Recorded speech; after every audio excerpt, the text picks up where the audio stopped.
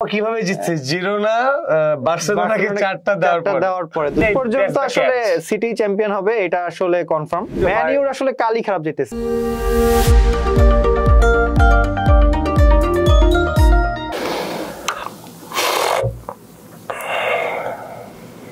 Champions league ধরে রাখছি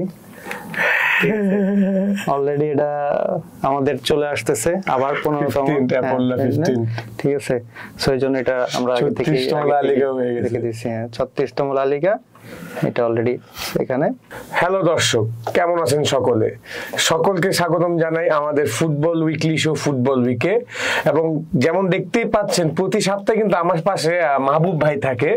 আজ কিন্তু আমাদের পাশে একজন স্পেশাল মানুষ আছেন যিনি হচ্ছেন আরাফাত ভাই। তো ভাইয়ের পরিচয়টা ভাই নিজেই দিবে। ভাই আচ্ছা, আমি হচ্ছে বেসিক্যালি অন্য শোতে থাকি এই স্পোর্টস 24/7 এর সাথে। তো আজকে নাহিদের রিপ্লেসে আমি, যেহেতু আজকে রিয়েল উঠে গেছে, মানে যেহেতু মাহবুব হচ্ছে বার্সা ফ্যান, সে আসলে খুবই কষ্টে আজকে আসলে ক্যামেরার সামনে আসতে চাচ্ছে না, যেহেতু রিয়েল আবার 15তম ইউসিএল জেতার দৌড় গড়ায় চলে গেছে। এটা আসলে অলরেডি 36তম লা লিগাও জিতছে। তাও কিভাবে জিতছে জিরোনা বার্সেলোনাকে 4টা দেওয়ার পরে দুইটা দলকে অলরেডি 4টা করে দিয়ে তারপরে তার অলরেডি 36তম লা লিগা টাইটেল এই উইকে কনফার্ম করছে। আর গতকালকে যেটা করছে, আমরা আস্তে আস্তে সবগুলো নিয়ে কথা বলবো।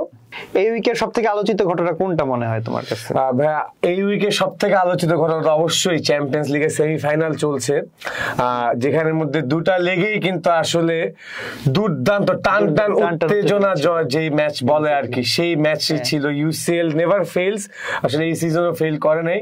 তো প্রথমে আমরা চলে যাব ভাই বরুসিয়া ডর্টমুন্ড এবং পিএসজির খেলা, যেখানে পিএসজির হোম গ্রাউন্ডে কিন্তু পিএসজি কে হারিয়ে বরুসিয়া ডর্টমুন্ড এখন ফাইনালে। পিএসজি আল্ট্রাস ফ্যানরা যে কাজটা করছে, ডর্টমুন্ড ফ্যানদের সাথে ওদের টিফো কেটে অর্ধেক করে দিছিল। তারপর আসলে মাঠেও কিন্তু পিএসজি প্রথম দিকে কিন্তু কুমফু ফুটবল খেলছে। হ্যাঁ, মানে পিএসজি ডমিনেট করে খেলছে, কিন্তু সেটাও আসলে ডর্টমুন্ডকে করতে পারে নাই।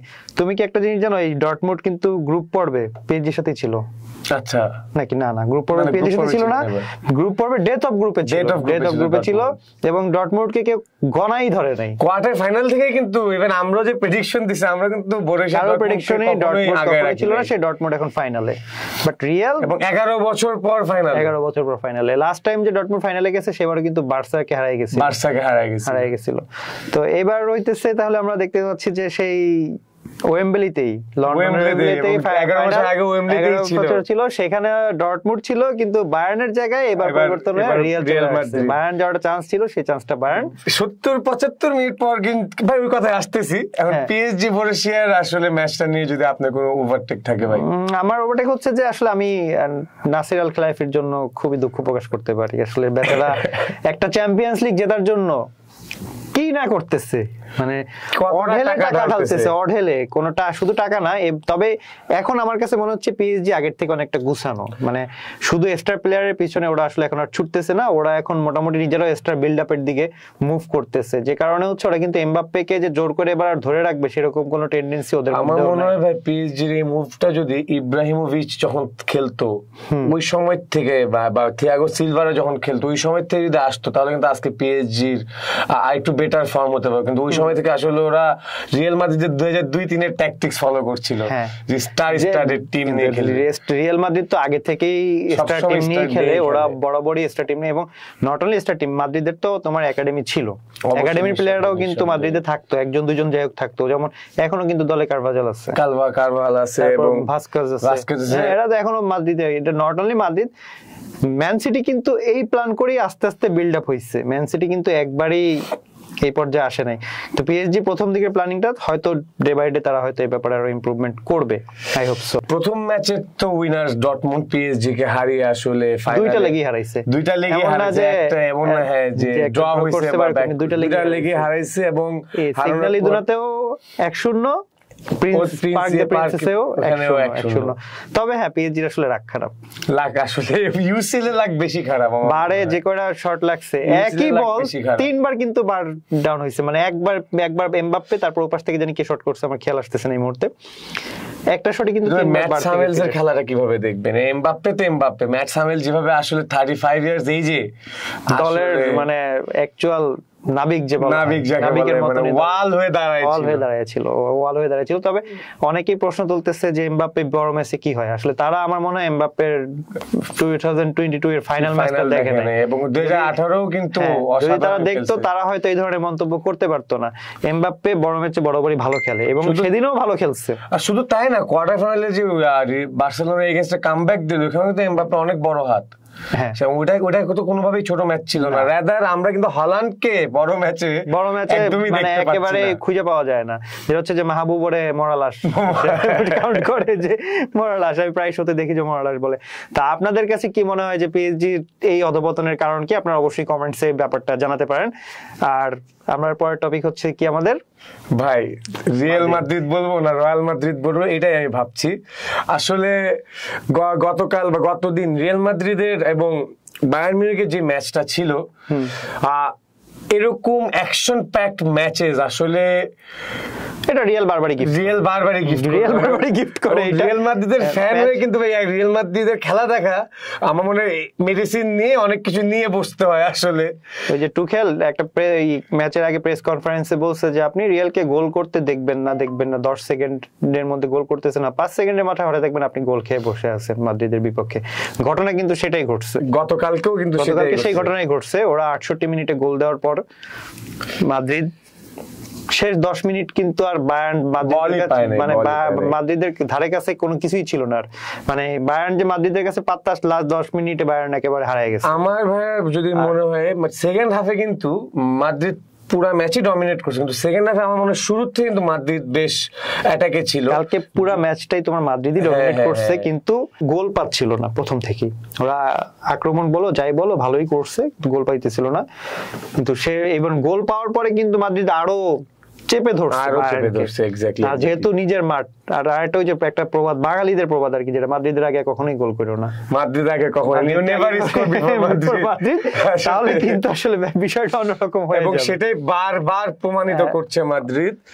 এবং আমার অবশ্যই বলতে হবে ভাই, এখানে আমার মনে হয় যে কার্লো আনচেলটি যে ডিসিশন গুলো নেয় তার সাব নিয়ে, এটা আমরা রিয়াল মাদ্রিদের 14তম ইউসিএল জয়ের সময়ও দেখেছি, যখন রদ্রিগোকে ও আসলে সাব করে আনে, এরপরই রদ্রিগো দুটো গোল দেয় এবং 5-7 মিনিটের মাথায় দেয়। এবং হোসেলুর ক্ষেত্রেও কিন্তু গতকালকে তাই হয়েছে, হোসেলু নামার 10 মিনিটের মাথায় কিন্তু আসলে দুটো গোল দিয়ে দেয়। এখন ভাই আমি একটুখানি এখানে অ্যানালাইজ করবো, বেশি না হালকা একটু অ্যানালাইজ করবো, যে সেটা হচ্ছে আমার মনে হয় যে রিয়াল মাদ্রিদ তো নিঃসন্দেহে ব্রিলিয়েন্ট একটা টিম, এন্ড ওদের ডিএনএ তে আসলে ইউসিএল ফাইনাল খেলা বা ইউসিএল এর জন্য আসলে ওরা লাস্ট 10 বছরের খেলা দেখলে এটা সবসময় এটা কি মানে ডিনাই করার কোনো সুযোগ নেই। কিন্তু আমার মনে হয় বায়ার্ন যে ফার্স্ট গোলটা দেওয়ার পর 6 জন ডিফেন্ডারকে আসলে সাব করে নামায়, এটা আমার মনে হয় টুকেল একটা ভুল ডিসিশন ছিল। যে রিয়াল মাদ্রিদের এগেইনস্টে ওরা ভাবছে যে লাস্টের ওই যে আমি আমার ইয়েতে একটা শোতে আমি বলছিলাম যে যে বায়ার্ন রিয়ালের ট্যাকটিক্স রিয়ালের উপরে অ্যাপ্লাই করার চেষ্টা করবে, হ্যাঁ, যেটা এবং তারা করেছে। সিটির সাথে রিয়াল যেটা করছে, প্রথম একটা গোল দেওয়ার পরে পুরো ওয়াল বিল্ড আপ করে ফেলছে। হ্যাঁ, ওয়াল বিল্ড আপ করার পরে কিন্তু সিটি সেরকম যতই চায় কোনো ফ্লোর টোর পায় নাই। বায়ার্নও সেই চেষ্টাই করতে চাইছে কালকে, কিন্তু আনফরচুনেটলি দলটা রিয়াল মাদ্রিদ। এক্স্যাক্টলি ভাই, আনফরচুনেটলি দলটা রিয়াল মাদ্রিদ, যারা ইউসিএল এ কখনোই ডমিনেট করার, যদিও বায়ার্নের সাথে সবথেকে বেশি হারছে ইউসিএল এ রিয়াল মাদ্রিদ, হ্যাঁ, কিন্তু তারপরও মাদ্রিদের বর্তমান যে ফর্ম, প্রেজেন্ট যে ফর্মটা, এই ফর্মটা আসলে ধারে কাছে কোনো আসলে নাই এখন নেই। তুমি একটা জিনিস খেয়াল করে দেখো, যে যেই গোলকিপারই হোক মাদ্রিদের সাথে সে ব্লান্ডিং করেই, হ্যাঁ নিঃসন্দেহে। হ্যাঁ, এখন মানে সেরা তুমি যে লাস্ট বিগত যে ইউসিএল গুলো মাদ্রিদের জিতছে, সেক্ষেত্রে তুমি দেখো চেলসির মেন্ডির কথা বলো, সেও তোমার মাদ্রিদের সাথে পুরো টাইম ডমিনেট করতে করতে লাস্টে গিয়ে ব্লান্ডিং করছে, এই যে লাস্ট ইউসিএল জেতার সময়। তারপরে তুমি এইবার ধরো এই লিভারপুলের গোলকিপার জানি কে ছিল, আমার খেয়াল না, এডারসন ছিল না, যেবার রিয়াল জিতছে ওর কি এডারসন ছিল না, ওই সময় লিভারপুলে এলিসন ছিল, সরি সেও ব্লান্ডিং করছে মাদ্রিদের সাথে। এই ডোনারুমা ওই যে লাস্ট টাইম রিয়ালের সাথে ব্লান্ডিং করে ফেলছে, কিচ্ছু করার ছিল না, মানে চাপ সামলানো, গোলকিপার শেষ মোমেন্ট পর্যন্ত হাল ছেড়ে দেয়। কালকে কিন্তু প্রথম যে গোলটা সেটা কিন্তু একদম প্রেসারেই, যে নয়য়ার হাত থেকে বল ছুটে যায় কিন্তু ওসিমের পায়ে চলে গেছে, ওই গ্রিপ নয়য়ার কাছে কখনোই ছোটে না।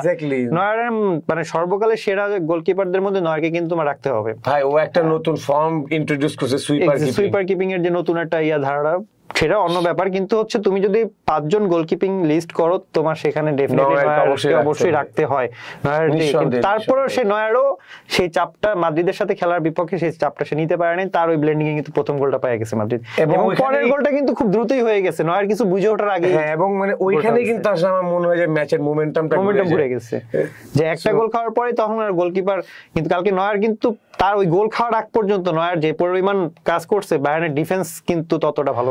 আমার মনে হয় কালকে যদি ম্যাচের রেজাল্ট আদারওয়াইজ হতো, বায়ার্ন 1-0 যদি জয় নিয়ে আসলে ফাইনাল খেলতো, তাহলে কালকে জয়ের কিন্তু মেইন কারিগরটা নয়ারই হতে হবে, কারণ সেই যেসব সেভ দিয়েছে, বরেন রদ্রিগোর সেই ফ্রি কিক, বরেন ভিনিসিয়াসের আওয়ে মানে কাট ইনসাইড করে যে শট চালায়, যেটা ভিনিসিয়াসের কাইন্ড অফ সিগনেচার শট, হ্যাঁ ওই শট অনেকগুলো ডিফেন্স। এবং তারপর সোজা কথা কালকে ওয়াল ছিল, ও একটা দেয়ালের ওই গোলটা খাওয়ার আগ পর্যন্ত ও ওয়ালের মতো। আসলে ওই গোল খাওয়ার পর কিছু করার নেই, মাদ্রিদ যখন যেভাবে পুশ করা শুরু করে আসলে গোলের জন্য, and when Madrid starts pushing, সিটির মতো দল আসলে 3 মিনিটে 2টা গোল খেয়ে যেছে। এটা আসলে আর কোনো ইয়া নাই, মাদ্রিদের ম্যাচ। দেখা যাক এখন ডর্টমুন্ডের সাথে লন্ডনের মাঠে কি হইতে পারে, আমরা ফাইনালের জন্য অপেক্ষা করি। আর আপনারাও কমেন্টসে জানান রিয়াল কি 15তম চ্যাম্পিয়ন্স লিগ জিতবে না ডর্টমুন্ড প্রথমবার? তোমাদের কিন্তু একটা ইনফরমেশন আছে ভাই, ডর্টমুন্ড ফার্স্ট টাইম জিতবে। এই ইনফরমেশনটা হচ্ছে ভাই যদি জিতে আর কি।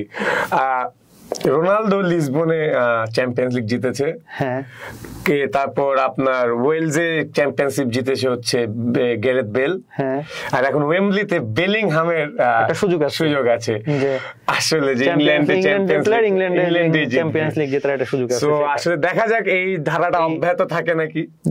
ভিনিসিয়াস কিন্তু 2টা সেমিফাইনালি ম্যান অফ দ্য ম্যাচ হইছে, হ্যাঁ হ্যাঁ হ্যাঁ। এবং এটা তোমার কি মনে হয় যে এবার ব্যালন ডি'র লিস্টেও থাকবে?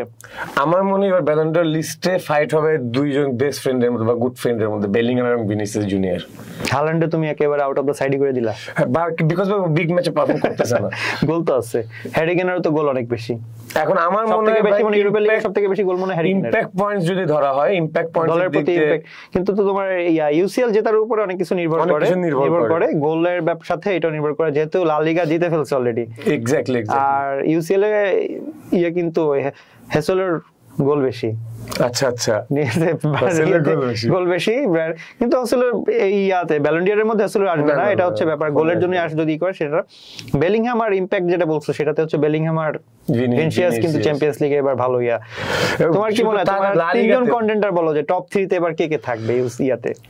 আমার মনে হয় টপ 3 তে এবার আমার থাকা উচিত কার খেলা দেখে বেলিংহাম ফার্স্ট অফ অল নিঃসন্দেহে অসাধারণ একটা ফার্স্ট সিজন কাটাচ্ছে আসলে। সে এসেই La Liga champion, UCL champion, it's not like যে বেঞ্চে থেকে হাজারের মতো।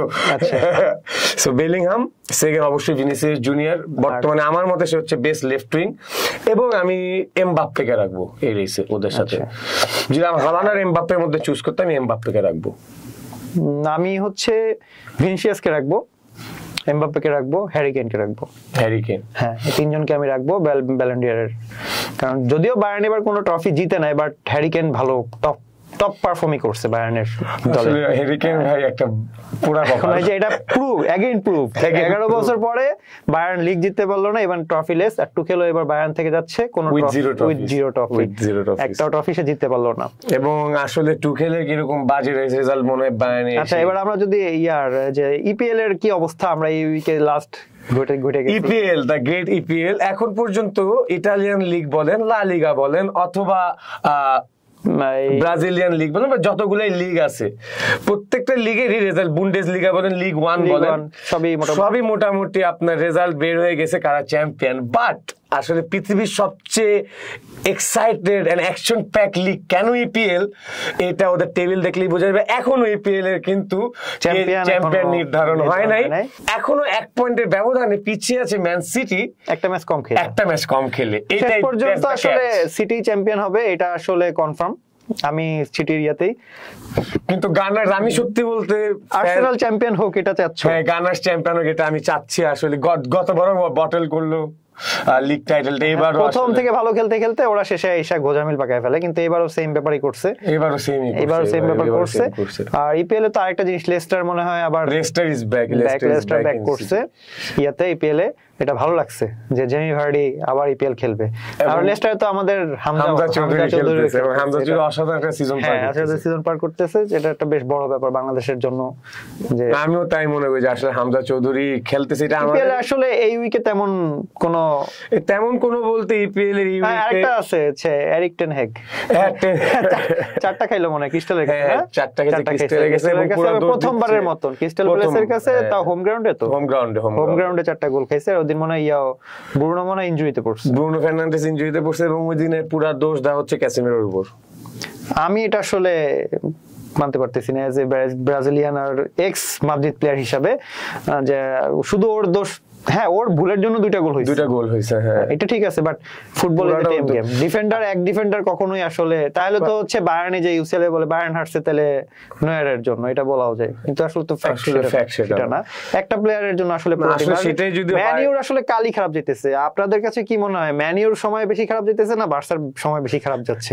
কমেন্টসে জানাতে পারেন, কারণ 2টা দলেরই কিন্তু অবস্থা এবার মানে অনেক বছর যাবত কন্টেন্ট করা যায়। হ্যাঁ, অনেক বছর যাবত বেশি খারাপ, অনেক বছর যাবত 2টা দলই, যদিও বার্সা গতবার লিগ জিতছে, শুধুমাত্র ইউসিএল ওরা কোপ আপ করতে পারতেছে না, ইয়াতে লিগে কিন্তু ঠিকই ডমিনেট করতেছে, রিয়ালের সাথে পাল্লা দিয়ে তারা লিগ খেলতেছে, কিন্তু ম্যান ইউর অবস্থা খুবই খারাপ।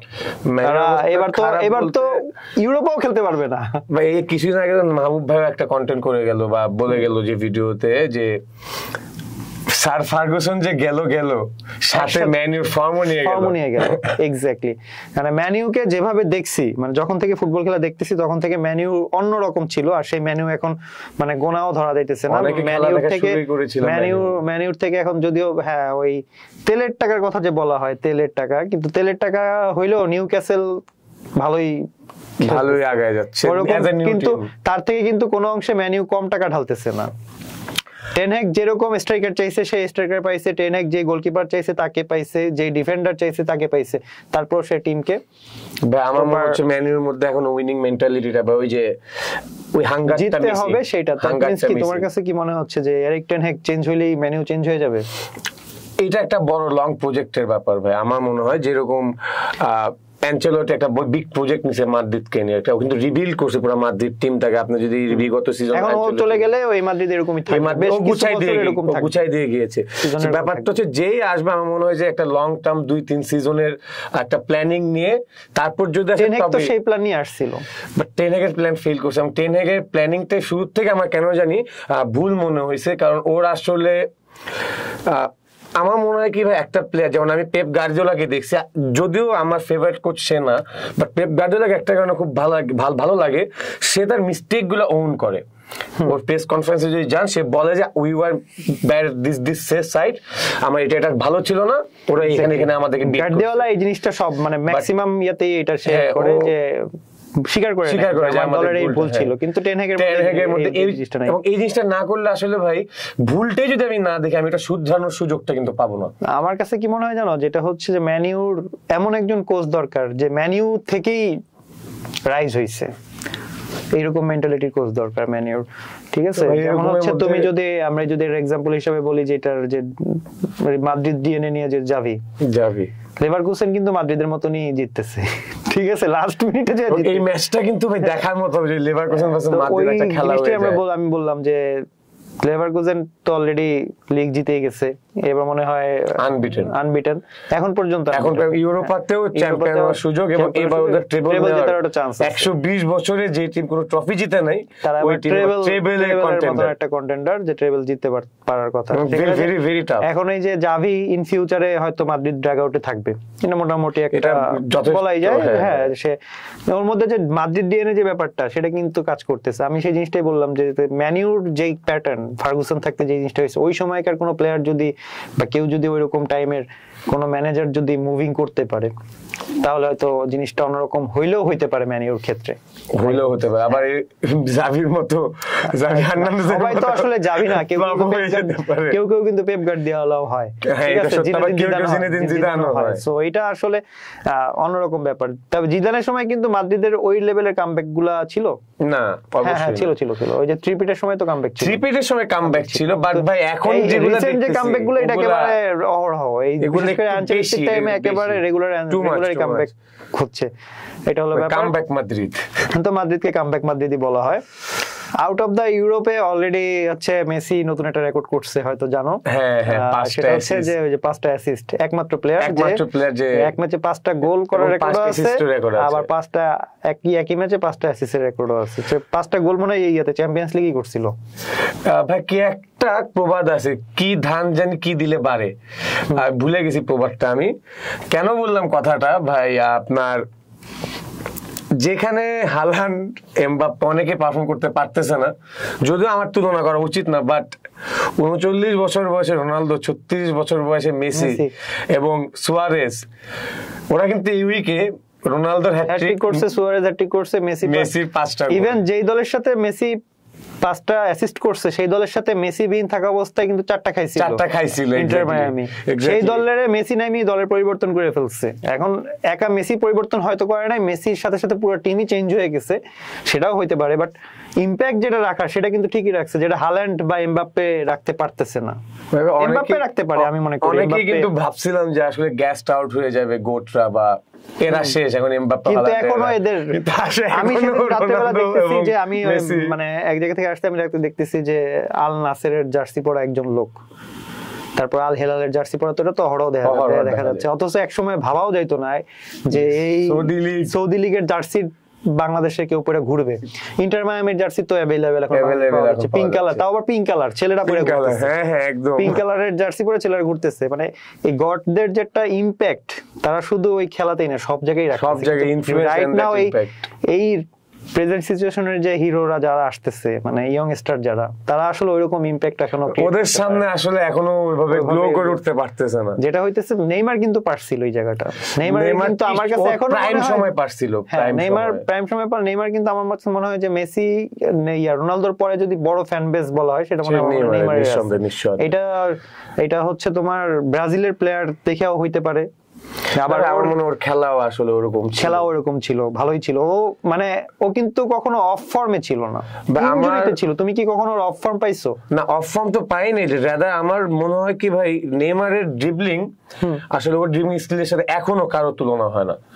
ও আসলে যেভাবে ওর বল কন্ট্রোল, ও ইনজুরি থেকে ফিরে কখনো, ওই যে অনেকে থাকে ইনজুরি থেকে খেয়ে হারায় ফেলে, সেটা কিন্তু নেইমারের ক্ষেত্রে হয় না। ও ইনজুরি থেকে এসব ফুল ফর্মেই খেলতো। এবং নেইমার কিন্তু আমরা দেখছি ব্রাজিল বলেন আর ক্লাব বলেন দুই জায়গাতেই পারফর্ম করতেছে। হ্যাঁ, এখন যেমন ব্রাজিলিয়ানরা কিন্তু আমি দেখছি ক্লাবে পারফর্ম করতেছে, আগের আর্জেন্টাইন প্লেয়ারদের মতন অবস্থা হয়ে গেছে। আগের আর্জেন্টাইন প্লেয়াররা ক্লাবে চরম পারফর্ম করতো, কিন্তু ন্যাশনাল লিগে খুব, ব্রাজিলের প্লেয়ারদের এখন অবস্থা একদম সেম অবস্থা। এই ব্যাপারটা যে তারা ক্লাবে সেই পারফর্ম, ন্যাশনালে যে একদম সুবিধা করতে পারতেছে। নেইমারের কখনো আমি এই জিনিসটা দেখি নাই। না, ও দুই জায়গায় সমান তালে পারফর্ম করে গেছে। এটা হচ্ছে স্পেশালিটি আসলে একটা ভালো মানে স্টার প্লেয়ার বলা হয় যে এই কারণেই আসলে। নিঃসন্দেহে এতক্ষণ তো খেলার অনেক কথাই বললাম, যদি এখন কথাটাও ভাই খেলা নিয়ে জড়িত। লা লিগা বলি, সরি, ইউসিএল ফাইনালে ইতিমধ্যে ডর্টমুন্ড উঠে গিয়েছে, কিন্তু ডর্টমুন্ডের যেই একটা যোদ্ধা, লয়াল ম্যান, সবচেয়ে লয়াল ম্যান, যাকে দেখে আসলে লয়ালটি এক্সাম্পল দেয় মার্কো রয়েস, সে কিন্তু এই ইউসিএল সিজন শেষে দল ছেড়ে চলে যাচ্ছে এবং এমএলএস এ আসলে একটা রিউমার শোনা যাচ্ছে এমএলএস এ যেতে পারে, একটা রিউমার শোনা যাচ্ছে। সো এটা আসলে শুধু বয়সে ডর্টমুন্ডের ফ্যানদের জন্য, আমার মনে হয় প্রত্যেকটা ফুটবল ফ্যানের জন্য এটা একটু কষ্টের ব্যাপার যে রুইস অবশেষে দল ছেড়ে চলে যাচ্ছে। এবং এটা আসলে আমি দেখবো, এটা আমি কখনো ভাবি নাই যে রুইসকে বরিশিয়া ডর্টমুন্ড থেকে চলে যাবে। এটা এখন রিউসকে সবথেকে ভালো বিদায়টা হইতেছে যদি চ্যাম্পিয়ন্স লিগ জিতে ডর্টমুন্ড দিতে পারে, কিন্তু মাদ্রিদের বিপক্ষে সেটা আদৌ পসিবল হবে কিনা এটা একটা ব্যাপার। তারপরে মাদ্রিদের একটা ফ্যাক্টর আছে ভাই, মডরিচের বিদায়। হ্যাঁ, মডরিচের বিদায়। সো মাদ্রিদ চাইবে, মডরিদ যেমন হচ্ছে এর আগে ওই যে মার্সেলোকে চ্যাম্পিয়ন্স এপোলা 14 হ্যাঁ 14 না নিয়ে মার্সেলো বিদায় দিছে। সো সেক্ষেত্রে মার্সেলো মডরিচকেও তারা ওইভাবেই করবে। আর আমি যতটুকু জানি মডরিচ সম্ভবত একবারই রিটায়ার করতেছে, একদম রিটায়ার করতেছে, সে মাদ্রিদের কোন একটা ইয়েতে থাকবে আর কি, কোন একটা জায়গায় মানে কোন একটা পজিশনে হয়তো ওকে রাখা হবে, ম্যানেজমেন্টের কোন একটা ইয়েতে রাখা হবে, থাকতেই পারে। She is a mastermind. এটার আর রিউসের জায়গার সাথে একসাথে হচ্ছে তোমার ম্যাট হ্যামেলসেরও তো কিন্তু একই টাইমে, ওই 11 বছর আগে যে ফাইনাল খেলছিল তখন কিন্তু এই দুইজন ওই টিমের এই দুইজন ছিল, এখন এই দুইজন আছে আর বাকিরা চেঞ্জ হয়ে গেছে। এইটা একটা ব্যাপার। জেডন সানচোকে নিয়ে কি বলবেন ভাই? ম্যান ইউ থেকে বরুসিয়া ডর্টমুন্ডে গিয়ে ইউসিএল ফাইনাল খেলছে। আসলে এখন এটা আমি বলবো যে ম্যান ইউর ভাগ্য খারাপ।